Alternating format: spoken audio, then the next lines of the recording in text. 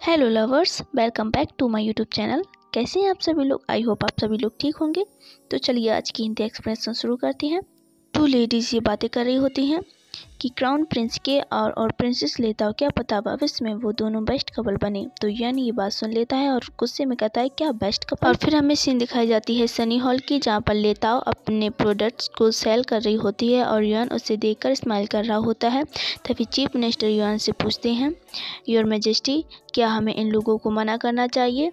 तो युआन कहता है कोई ज़रूरत नहीं है, वैसे भी हमारे महल में काफ़ी ज़्यादा शांति हो रखी थी, मुझे ये चहल पहल अच्छी लग रही है। और ये कह के वो वहाँ से चला जाता है। फिर सीन हमें दिखाई जाती है नाइट की, जहाँ पर युआन सो रहा होता है और उसे सपना आता है कि के.आर. कह रहा है कि मैं लेताओ के साथ यहाँ से चला जाऊँगा और हम दोनों एक दूसरे से बचपन से प्यार करते हैं। सडनली युआन उठ जाता है और कहता है ये सपना था, कैसा रिडिकुलस ड्रीम था। देन नेक्स्ट हमें मॉर्निंग में प्ले ग्राउंड दिखाया जाता है। वहाँ पर युआन आता है और सब लोग उसे ग्रीटिंग करते हैं। वहाँ का ऑनर युआन को सीट पर बैठाता है। Yuan KR. और लेताओ को देखने आया था कि उन दोनों ने कितना क्या सीखा है और युआन खेल को आरंभ कराता है। के.आर. एरो से निशाना साधता है और तुरंत ही एकदम सटीक निशाना लगाता है। वहाँ के ऑनर उसे बेस्ट नंबर देते हैं। चिकी लेताओ स्माइल कर रहे होते हैं और युआन तो अपना मुंह लटकाए हुए बैठा हुआ होता है, जैसे कि उसे सब कुछ बोरिंग लग रहा होता है।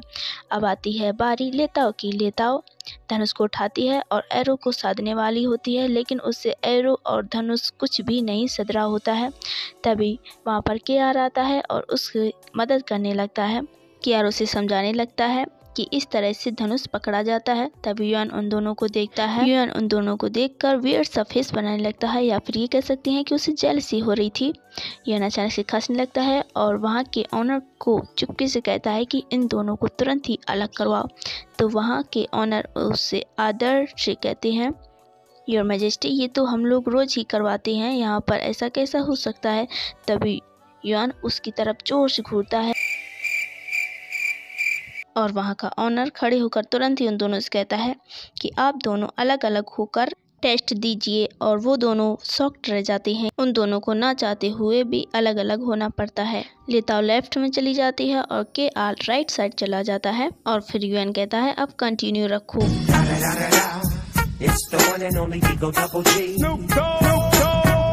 लेताओ से धनुष खिंचा नहीं जा रहा था और वो जैसे ही एरो को चलाती है, एरो थोड़ी दूर तो चलता है फिर गिर जाता है।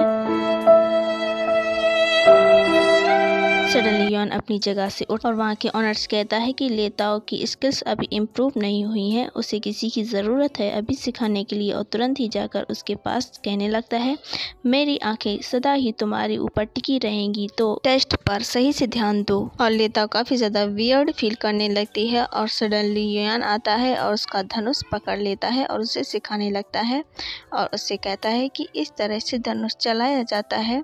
लेताओ को अजीब फील हो रहा था और वो अनकंफर्टेबल फील कर रही थी। वहाँ पर खड़े हुए चीफ मिनिस्टर सोच रहे थे कि योर मैजेस्टी ये क्या कर रहे हैं, मुझे काफी एम्बेरस फील हो रहा है। तभी लेताओ का एरो जाकर लग जाता है, लेकिन सटीक तो नहीं लगता है। तभी लेताओ काफी ज्यादा खुश हो जाती है। युआन उसकी तरफ देखकर स्माइल करने लगता है। लेताओ दौड़कर सर के पास जाती है और कहती है सर, मैंने एस को तो नहीं भेजा, लेकिन मेरी कोशिश अच्छी थी। लेताओ कहती है क्या मैं पास हूँ? तो सर कहते हैं हाँ तुम पास हो। युआन लेताओ के पास जाने लगता है। तभी के.आर. पीछे से कहता है तुम अजीब हो। युआन पीछे मुड़कर देखता है और कहता है के.आर. हाँ तुमने बहुत अच्छा निशाना लगाया, सच में तुम एक्सीलेंट हो। तो के.आर. कहता है सब्जेक्ट को चेंज मत करो, अगर तुम नहीं कहना चाहती हो तो मैं ही तुम्हें बता देता हूँ। लेताओ को मैं तब से पसंद करता हूँ जब से मैं चाइल्ड था। वो दोनों कुछ समय तक एक दूसरे को यूं ही घूरते रहते हैं। युआन सोचने लगता है इसका मतलब मैंने वो ड्रीम बिल्कुल सच देखा था। और सब्जेक्ट को चेंज करते हुए कहता है तुम्हारा पढ़ाई में बिल्कुल ध्यान नहीं लग रहा है, तुम इतनी छोटी हो, तुम ऐसी बातें कैसे कर सकती हो। फिर हमें दिखाया जाता है चिगे उन दोनों की छुपकर बातें सुन रहा होता है और अपने मन में सोच रहा होता है ये दोनों लेताओ को पसंद करते हैं, इसका मतलब मेरा चांस नहीं आने वाला है। और वहीं पर वो रोने लगता है। यहाँ पर लेताओ उन दोनों को बातें करते हुए देख लेती है और पूछती है तुम दोनों क्या बातें कर रहे हो, मुझे भी सुनने दो। तो वो कहता है नहीं, कुछ बात नहीं कर रहे हैं हम लोग। तभी चिगे कहता है कि ये दोनों बात कर रहे हैं कि लेताओ भविष्य में किससे शादी करेगी। तो लेताओ कहती है मैं कभी शादी नहीं करूँगी, मैं एक रिच वुमेन बनूंगी। और ये कह के वो वहाँ से जाने लगती है। ऐसा सुनकर तीनों के तीनों शॉक्ड रह जाते हैं। अचानक से युआन काफ़ी ज़्यादा गुस्से में आ जाता है और लेताओ के पास वो आता है और उसे कहता है कि तुमने आज अच्छा टेस्ट नहीं दिया, आज से मैं तुम्हें सिखाऊंगा। कल मॉर्निंग में कल्टीवेशन हॉल में आ जाना, मैं वहीं पर तुमको सिखाऊंगा। और ये कह के वो वहाँ से चला जाता है। फिर सीन हमें मॉर्निंग की दिखाई जाती है जहाँ पर युआन लेताओ का इंतजार कर रहा होता है। तभी लेताओ बाहर आ जाती है। वहाँ पर उसे बो और एरो दिए जाते हैं। लेताओ युआन से पूछती है, तुमने बताया नहीं कि हम आर्चरी कहाँ पर सीखेंगे, क्या हम स्टडी रूम में सीखने वाले हैं? तो युआन कहता है, हाँ हम यहाँ पर सीखेंगे। और फिर लेताओ निशाना साधने लगती है। फिर युआन उससे कहता है, सीधी खड़ी हो और धागे को खींचो, क्या तुम खाना नहीं खाती हो? और वो उसे परेशान करने लगता है। लेताओ पहले तो अपने आप को कंट्रोल करती है, फिर उसका गुस्सा आप इससे बाहर हो जाता है और उससे कहती है, मुझे आर्चरी नहीं सीखनी है, मैं यहाँ से जा रही हूँ। सडनली युआन उसे वॉल पर पुश करता है और उससे कहता है, तुम यहाँ से जाना चाहती हो और फिर तुम किससे आर्चरी सीखना चाहती हो? हाँ बताओ मुझे। वहाँ पर चीफ मिनिस्टर खड़े हुए होते हैं और कहते हैं, योर मैजेस्टी फिर से शुरू हो गए, कितना एम्बेरसिंग है, मुझे शर्म आ रही है।